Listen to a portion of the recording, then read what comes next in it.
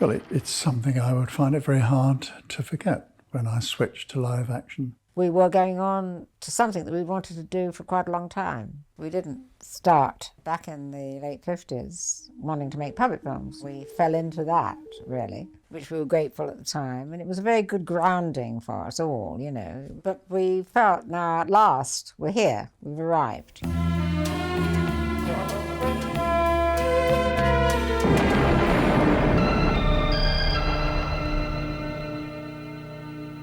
Won't keep you a moment, Alec.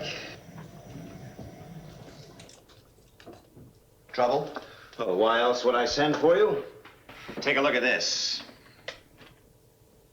Well, UFO obviously is unidentified flying objects.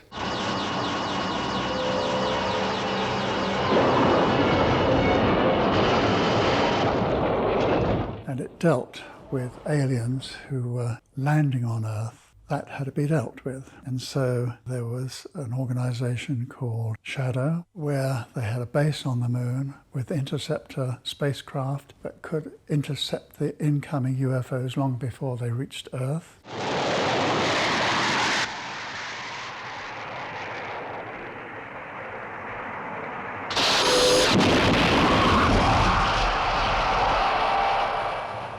And they had a base on Earth that controlled the whole operation. It had to be secret, otherwise the aliens would have blown it to pieces. And I set that base under a film studio. Yeah, I mean, it's not so outrageous, is it? You know, have a headquarters underneath a film studio and everything. It's quite a cute idea, I think, really. The problem was that it was a science fiction picture in live action, and that was going to be hugely expensive. Now, people at that time, if they were making a science fiction film, they would light the artists, and they'd let the light spill over onto a piece of set, and then on the other side it would go off into black, because they couldn't afford to build all the different sets. I used to hate that. So I decided that if I put it under a film studio, first of all, it'd be very intriguing that one of the producers would come in and people would say, "Morning, Mr. Straker." "Yeah, morning," you know. Morning, sir. Morning. He'd get in a lift, go down to the underground control room.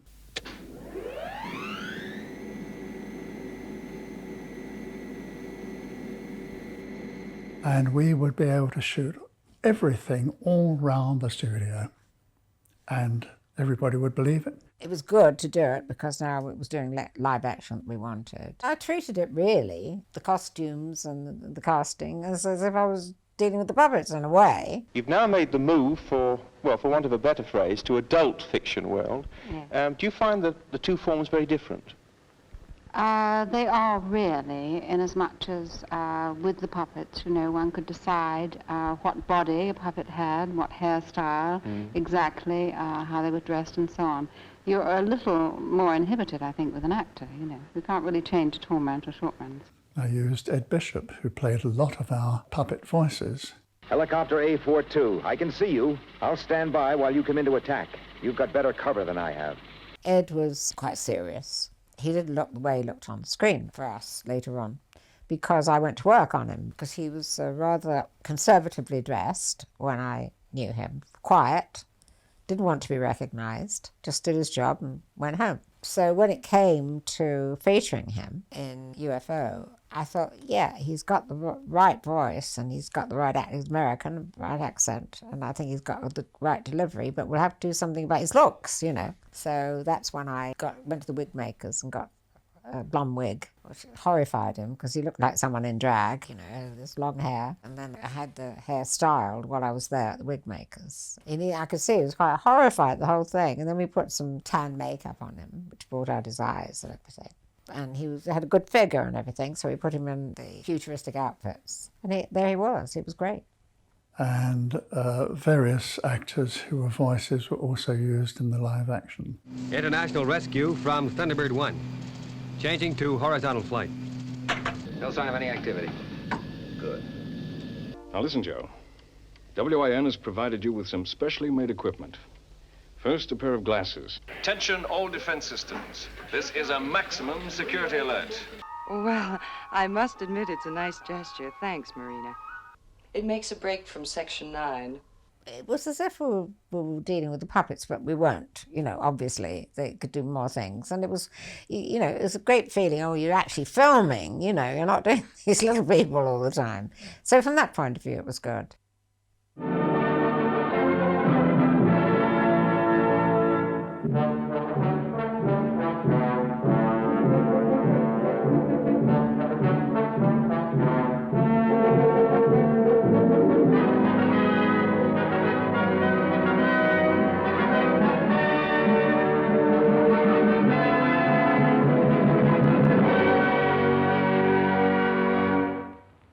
Roger, Echo Foxtrot, you're cleared to land. Check 3 greens. Locked. 3 green lights it is. Clear to land.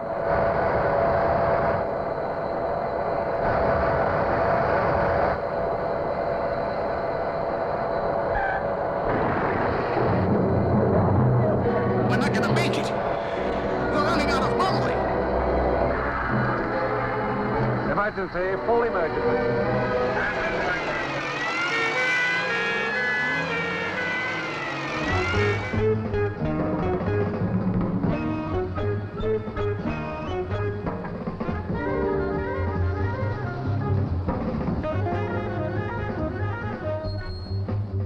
Get me back more electronics. I have to sort this one out myself. God knows how long it'll take to build a replacement. There is another page, Mr. Wilder. What? Mr. Breen's memo, there's another page.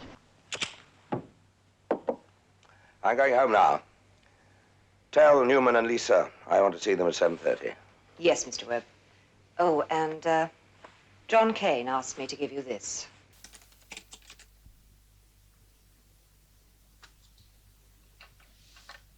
Mr. Freeman to see you, sir. All right, Mr. Freeman. If the girl in reception calls me Alec, So? well, doesn't that inflame you with jealousy? So you turned back? We did not turn back. Why? Why? Why? Why can you build roads cheaper here in Italy than in England? Not always cheaper. Quicker. It's a matter of democracy. Everyone in England wants motorways, but not in their back garden. At that time, Dr. Bernard had carried out the first heart transplant, and it was a bit grisly because I quickly thought, well, that's what they're coming to Earth for, to steal organs. Well, with a surgeon like Harrison involved, it must be serious. He says the only hope is a heart transplant. He should know. When is it? It's not. I'm not going to be made a guinea pig in this human abattoir. On a number of fully documented occasions, mutilated bodies found after UFO attacks.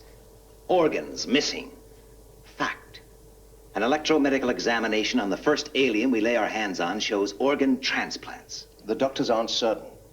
No, not yet. But I'm willing to bet that our proof lies at the end of that corridor. The art department had all the sets built, and I walked onto the stage and I was directing the first episode. And here were all the artists waiting for the maestro to tell them what to do. And I started to direct. Now, I didn't let anybody know what was going on in my mind, but I would say to Ed Bishop, okay, Ed, I'd like you to walk up to the door, slam it in a temper, sit down, pick up the telephone and say, send me Alec Freeman. And I started to think, it's amazing. They speak and their mouth is in sync with their words and they can walk and they can pick up things. Boy, this has got to be absolutely fabulous, you know. That was my first impression and I loved it.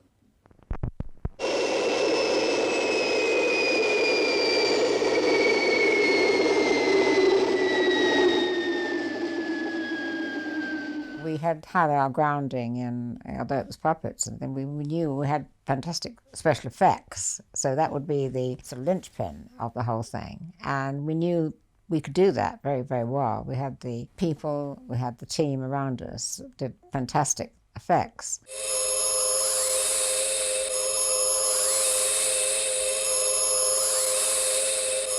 I don't think there's any form of filmmaking that is easy, and there's a very good reason. If anybody who's dedicated to their work can do something easily, they then do it better, and they do it better and better until it becomes just as complicated as what they were doing before they started live action. The clothing in the film looks very futuristic. Can you see it having any applications today? Yes, I can. I think the first and foremost, modern design is very practical. For example, you can have a girl arriving in the office with a catsuit with sleeves and a skirt on. She wants to go out in the evening, she can remove the sleeves, put on an extra miniskirt or an extra coat or anything, and I think it will be adopted.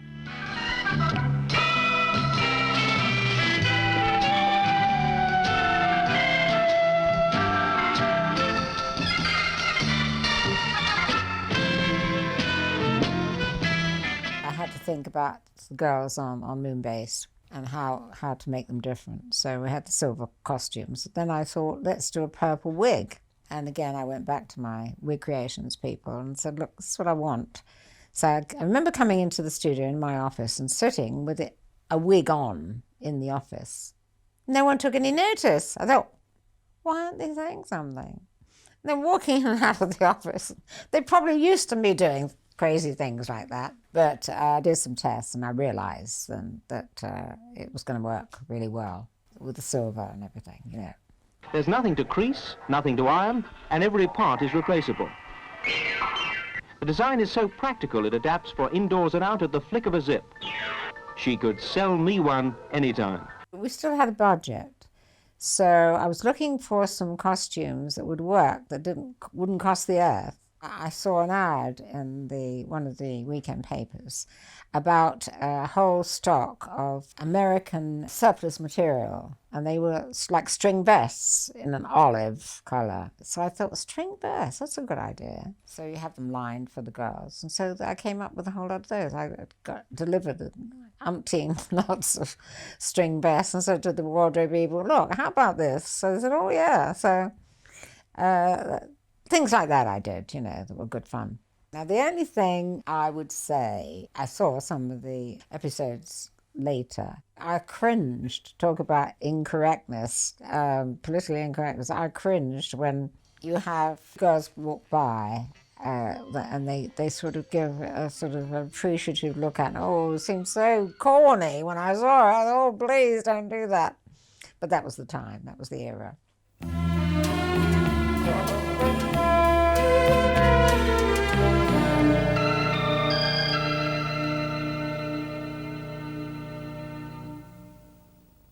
I'd had a serious car accident, so that was when we were starting at Pinewood again, in the hiatus between the two. I had an unfriendly collision with an ambulance, so my car was right off. I was in hospital for a long time and plaster, so it was a bad time for me, really, but I got over it.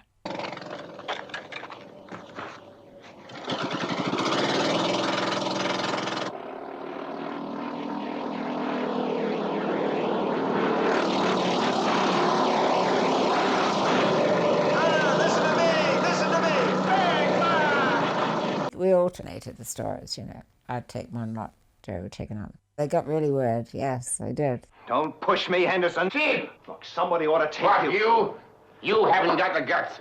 Let's get back to realities. You're nothing but a bunch of spineless, gutless sheep, the lot of you. Nah, nah, nah. Cut! And print that. That was very, very nice. They really got weird, yeah. We'll have to start, sir. Second unit rushes are due at 12. 139, take 2.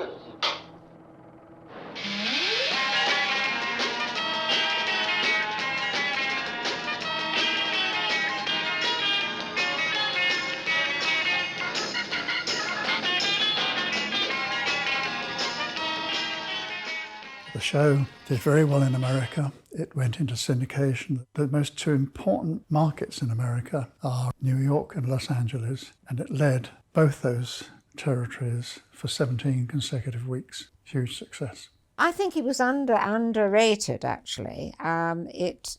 Later on, they played it in Southern TV and said it was the most popular revival, if you like, of a show they'd ever had. People just actually absolutely loved it. Because UFO was doing so well in America, I had a call from Lou to say, quick, roll on and make a new series. So I said, well, if we're going to make a second season, we've got to make some improvements. Yeah, fine, whatever you think, Gerry. And as we were developing it, one of the guys in America, I wasn't particularly fond of him, I have to say, phoned Lou and said, listen, the ratings are dropping on UFO. We made 26 shows. They ran for 17 weeks, leading the country. But because they dipped, cancel the second season. You're in your other people's hands, really. When it goes out, what time, what area, what exposure. We got very good reviews, but now we're not a big fish in a small pool. We're a small fish in a big pool. So we're no longer doing something innovative, really. I went to see Lou and I said, look, we spent a lot of money and effort building a new sky base, which is much bigger than the one that we had in the first season. And we've made new uniforms and so forth and so on. I said, you decided to not proceed with the second series. What if I take all the material I've got and I turn it into a new show? He said, great idea, do it.